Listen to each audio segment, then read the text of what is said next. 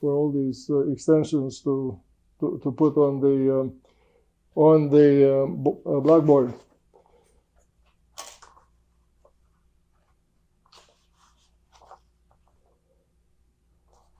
Where am I there? Oh, here we go.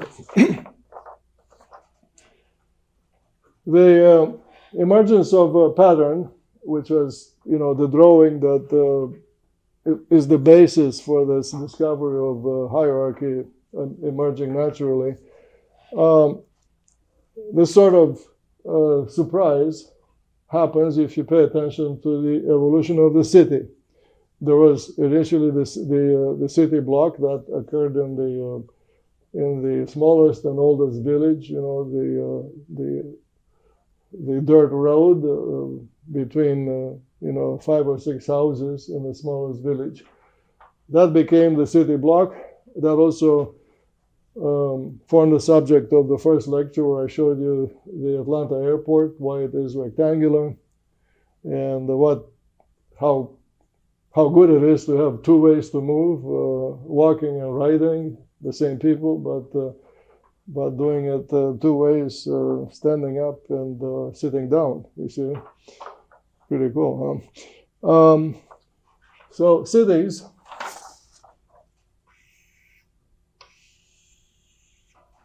as they grew from the city block, they grew in as a grid.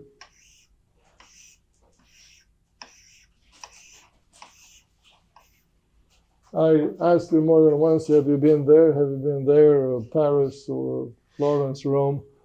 I advise you to become wealthy enough to go and visit. In a city such as Rome, you see two kinds of city. The center is like this,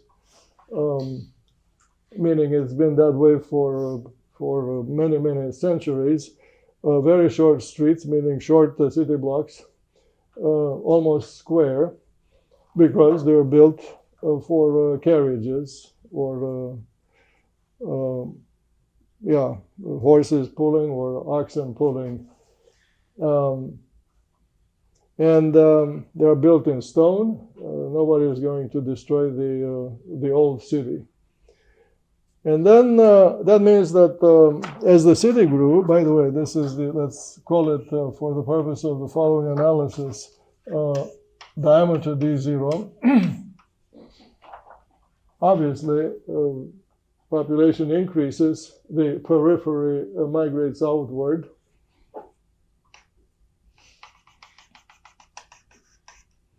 And the diameter increases over time.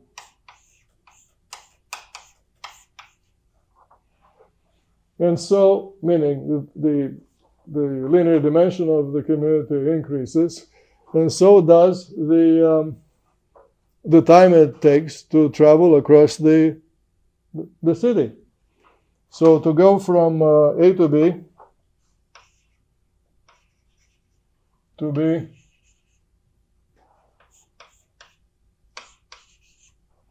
while negotiating moves through this grid at a relatively low speed called V0.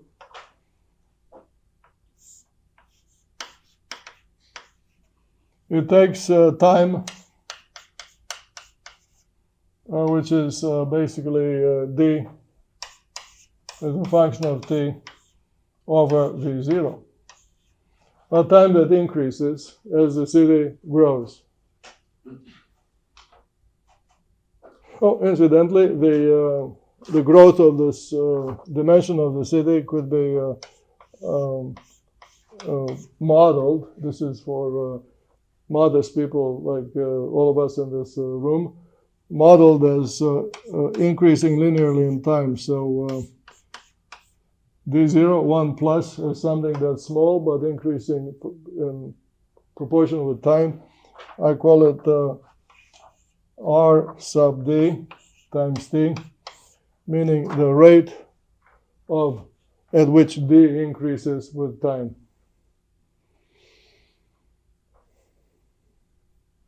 All right?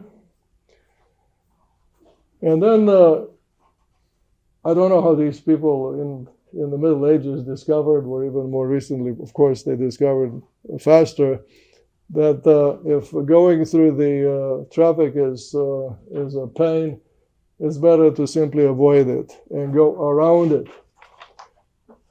Around it meaning to go this way. So this little b is called a symbol for Beltway.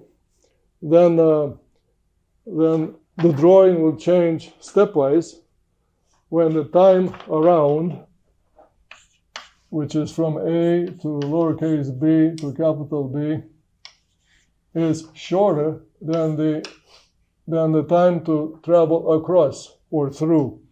So that's AB. So this is around and then across the city.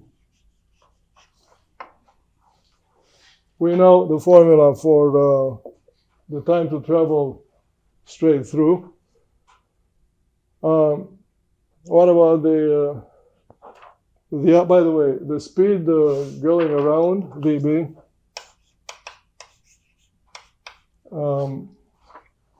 could also be modeled in this modest way as increasing from the, probably in the beginning everything was based on the same vehicle, V0, and then 1 plus the rate of speed increasing times t. On the Beltway, there are no traffic lights, and the speed from one area to the next is increased by decisions made by the city government. So the rate at which the speed increases is up to the politicians, but the trend is upward. You know this from your own experience in your short lives. And so you have all you need in order to, by the way, the time to go around is, here it is, T, A, B, capital B, is equal, or put it this way, this half circle is pi over 2, and then pi over 2, and then D, which is a function of time, divided by this speed called VB.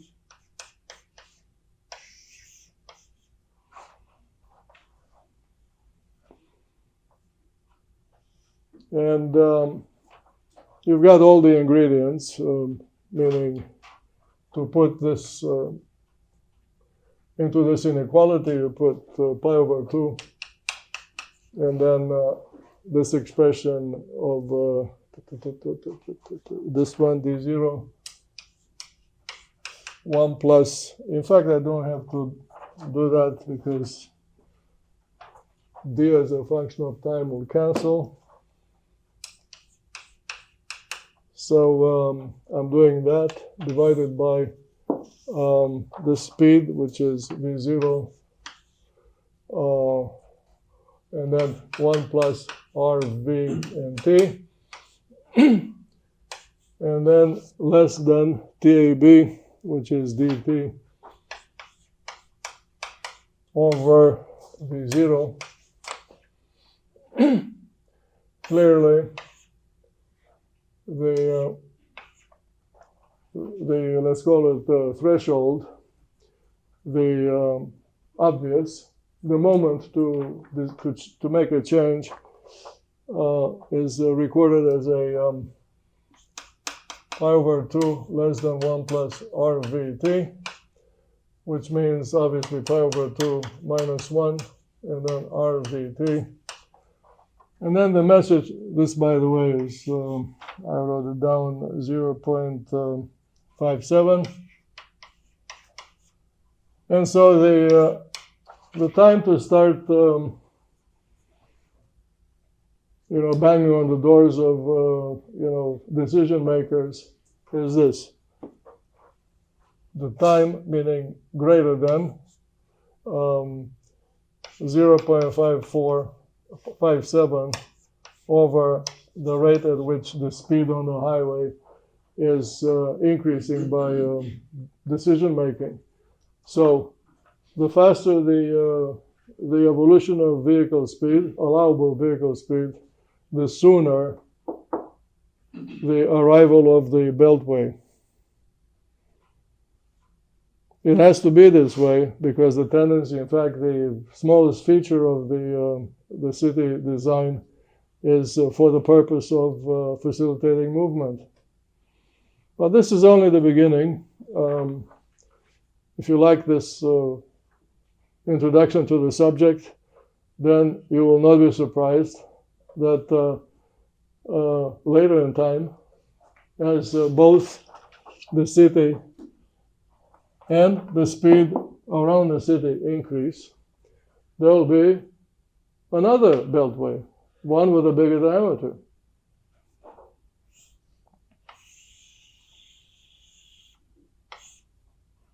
That would occur at another time, predictable in the same manner.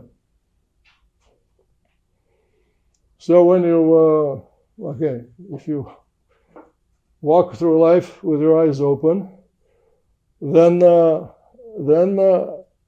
ask yourself why these things happen. They happen because they happen the same way, for the same reason as the older things happened in the evolution of obviously in this case what facilitates our movement, which means our life. It was this way in the last lecture.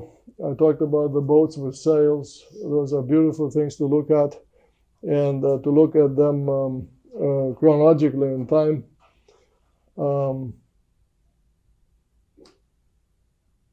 Are you aware of these things that I'm referring to? There's a great story which will be in my next book.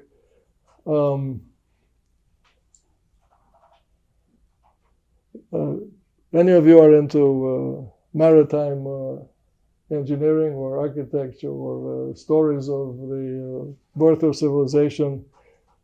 Civilization came from the people call it Middle East. Actually, it's called Near East, technically. And those people were the first to civilize the Mediterranean. They became wealthy, and they moved from places today that are Lebanon and Israel. That's where they came, westward to Iberia.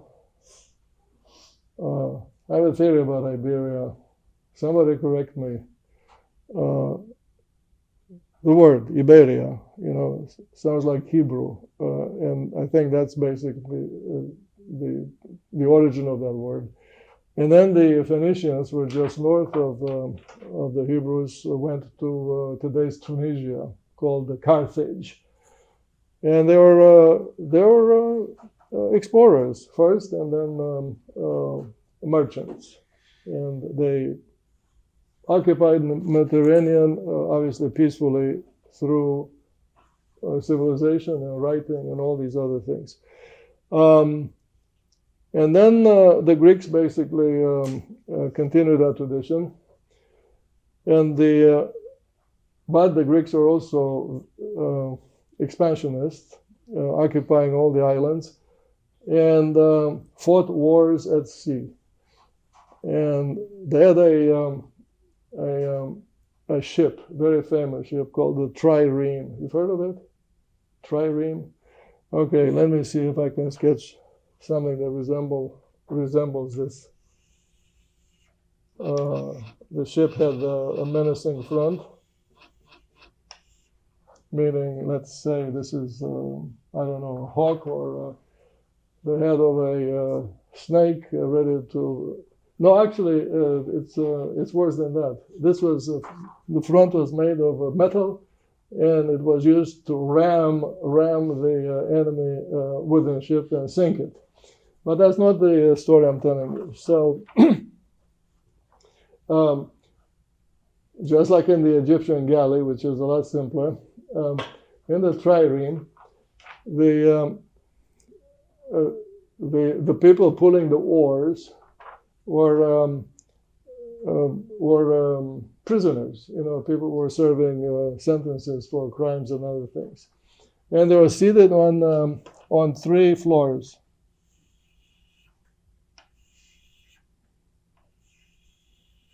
All is like the Airbus 380 with seats, but all of them were window seats. And through the little hole in the side wall, the oar was sticking out into the water. On the lowest level were people pulling short oars.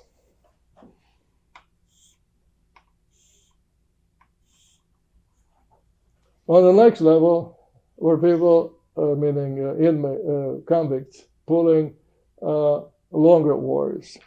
In fact, let me invent, longer. So longer is red now.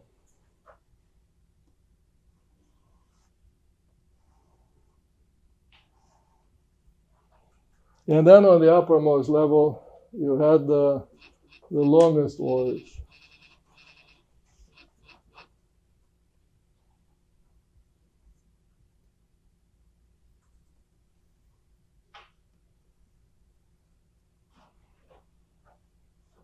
And okay, now having convicts to do this kind of work was expensive. So the population pulling oars was getting the boat going from where it was moored at low speed.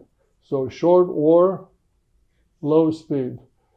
Then the let's call them workers were moved up to the next level to pull the medium-sized oar at higher speed. Now the boat is moving, and then out in the open, everybody was on the upper deck pulling the longest oars. If you're in a boat with oars, you know that when the boat is moving, it's relatively easy to pull the oars, and you pull obviously you pull faster, more easily, meaning the speed of the oar movement is greater because the boat is moving faster. This is the design of the gearbox. Design of the gearbox in these Greeks, trireme.